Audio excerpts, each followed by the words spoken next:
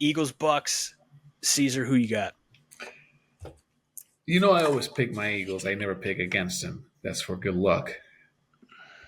But you know how I always talk about the Buccaneers, how they are the Eagles' Achilles heel. They have been for the past couple of seasons. We have one victory against them in like the past 3 seasons. We have lost every single other game against them. Most of the games, for some reason, are at their home, at their stadium. I don't think they've faced us at our stadium. I In the don't know why. playoffs, right? No, Or no, you guys didn't win the division 2 years ago? no, the Oh, yeah, Cowboys. you're right. Dallas did. Shouts out the Cowboys. I honestly believe that this is going to be the hardest game that the Eagles are going to be having this season so far. And we all know that the Eagles have not had the best season so far. Even though there's 3-0, it has been a struggle, has been a hard fought victories, or in the case of the Cowboys, lucky victories.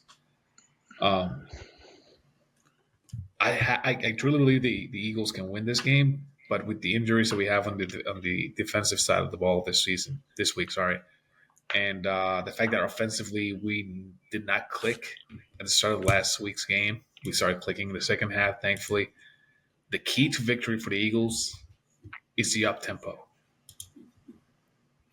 Make sure that you try to avoid taking so much time on the clock. Just no huddle it up. Make sure you keep them guessing. Make sure you keep them. You have so many weapons in that offense that you can just continue to keep them guessing to make sure that defense, which is a really good defense, in fact, it's the only defense that has successfully stopped the brotherly shove. If you guys don't remember that, they have really good defense. So keep them guessing. I love that you called it the brotherly shove. I'm not gonna call it a tush push. Yeah, it's a better name. Oh god, it's a tush push. Either way, defensively, the Eagles need to make sure that they apply pressure on Baker Mayfield. Make sure they get to him. Make sure that they apply pressure to him so he misses the plays because he's a really good quarterback. Baker Mayfield is a freaking stud. Those fucking smelling salts in the Tampa Bay complex are just laced with cocaine or something. I don't know what they are with. It's just they're not normal, and that man he transforms into a rabid Wolverine and he just makes things happen for that team. And that's what we need to avoid. We need to make sure that we keep them contained, control, and on their side of the field. We cannot let them pass midfield. If they do, they're going to continue to run over us and they're going to continue to score and be able to make sure that they can come back to this game. And that's the key to victory. I'm picking the Eagles. I'm not going to take anything else. That's what I'm going to say. Fuck the Buccaneers. I have become a massive Baker Mayfield fan. Welcome over the to the years. club, baby. It's been gradual. Like I never disliked him by any means, but I just like he is my favorite number one pick of probably of all time. Like I just because I feel like he's never sucked. He's been with the Browns, but what he did with the Browns though was remarkable. You know what I mean? They won a playoff game in Pittsburgh. Yeah.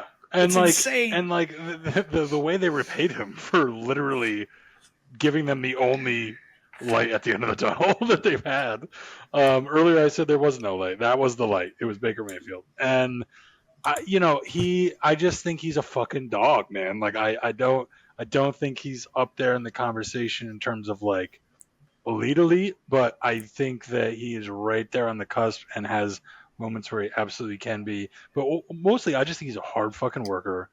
I respect the shit out of his resolve and like being through the injury stuff he's been through and playing through certain things and just going through like I think a lot comes with being the number one pick, and I think that he sort of had this moment where it started to look like it was crumbling, and of course all the pundits are going to agree with that, and then he's just worked through it. And I think that this game is going to come down to the last stop and who's got the clock in their favor, and I think it's going to be the Buccaneers. Go Bucs. All right. Well, first of all, let me say Baker Mayfield, in my humble opinion, and I will be releasing an episode where I give my quarterback rankings. Baker Mayfield is my 6th best quarterback in football. I dig Josh it. Allen's number 1. Jalen Hurts is number 5. So shouts out those guys. But bear with me. I have to rattle off a shit ton of stats here because I came into this fully anticipating I was going to pick the Eagles, and I went down a rabbit hole of stats that by the end I was like, are the Eagles fucked? I still don't know who I'm going to pick, so I'm going to rattle through these and then I'm going to fucking wing it. But I will say this, first of all, the Eagles flew down there early and they're going to practice in Tampa on Thursday, which one of two things is going to happen. Either Sirianni is a genius or this is proof that the Bucs are so far in the Eagles' heads that they're grasping at straws. It's going to be one of the two extremes. So we'll see how that pans out. But then the Bucs signed Desmond Watson, the 450-pound defensive tackle that they had with him in training camp, and he didn't even practice in camp because he was too big to practice, and they had a plan for him to lose weight. And they signed him back. Todd Bowles says it's not about the tush push. He's probably not even going to play this week. So we'll see. Both teams, they're doing something where it's we'll see how, it's a bold strategy, Cotton. Let's see if it pays off for him. But let me rattle off these stats. Yeah. The Eagles are their defense is tied for 30th in sacks in the league. And they lost Nolan Smith to the IR. They have 3 sacks on the season versus the Bucs, who have the 3rd best pressure rate allowed. So the Bucs don't allow pressure. The Eagles do not get sacks. So are the Eagles even going to be able to get to Baker? The Eagles and Bucs offense, they're 6th and 8th respectively in percentage of snaps facing the blitz, and they're both middle of the pack in sacks allowed. The Eagles have only given up 6 sacks. The Bucs have given up 7 sacks. But are the Eagles going to be forced to blitz to generate pressure because they're not getting pressure with the front four and Vic Fangio, who didn't blitz a single time in the Super Bowl? Now, like I said, they're blitzing much more often. And if they're forced to blitz, you have less people in coverage. And then Baker Mayfield is just going to be thrown to Emeka Egbuka, who, Caesar, we talked about this in the first episode of the season. I said is very hot takey. Is he the best of that group of Ohio State receivers? Marvin Harrison Jr., Chris Olave, Jackson Smith and Jigba, Garrett Wilson. And through 3 weeks, it's he might already be. There was one catch they didn't give him. They said it was out. He was in. I don't care who's watching it. He was in. That dude is filthy disgusting. And with a Bucs one-hander last week. Yeah, he's ridiculous. Yeah. Will the Bucs lay off the blitz to keep more bodies in coverage, to deal with A.J. Brown, to deal with Smitty? Both quarterbacks tend to scramble, but Baker averages almost 5 yards more per scramble than Jalen Hurts. Eagles are dead last in play-action pass attempts, which to me seems wild because they have Saquon Barkley. Even if he's having a down year, you have to, 3 games into the year, respect Saquon Barkley coming off of a season where he had more yards than anybody in history, including the playoffs. And they're just not running play action. The Bucs are 7th in the league in rushing. Eagles are 14th despite having Hurts and Saquon, who, like I said, is having a down year. Bucs 6th best yards per carry allowed at 3.6 yards per carry. Eagles are 27th. They allow 5.1 yards per attempt. And the Bucs have broken more than twice as many tackles as Philly. So, I came into this, I was going to pick the Eagles, and because the Bucs, they're riding the edge, they're riding the lightning. They 3 games to start the year, they're 3-0, and all 3 were fourth quarter comebacks.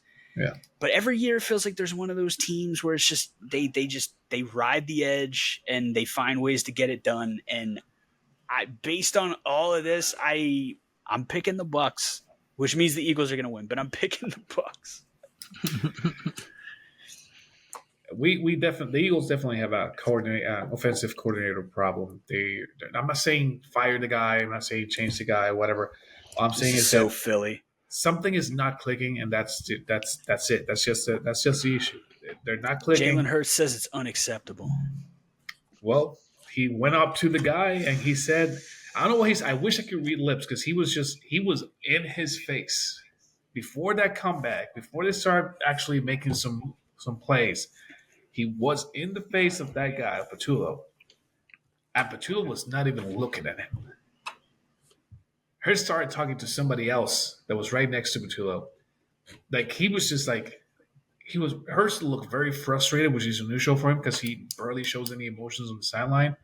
But as soon as he had that conversation, as soon as he actually went up to them, that's when they came back. That's when they started Because playing. Hurts went in there is like, yo, you got to let me throw the rock. We got whatever you're doing is not working. Yeah, he probably said, like, I'm calling plays right now. Sit down. Okay? Sit down. And he did. I'm not saying that's what he did, but, they did actually play really well that second half, especially they didn't allow a single point to be scored that second half. That's why I like Vic I believe in Vic Fangio. I believe that even though with those injuries, which is going to be hard for them to get adapted, but they have a lot of depth in that defense that they can have players to move around and see how they do and they work with those positions. I believe that Fangio is going to be able to find a way for us to beat Tampa Bay. I don't think Fangio was last. Did we play? I can't remember if the Eagles played Tampa Bay last season. Yeah. I don't think they did. They did?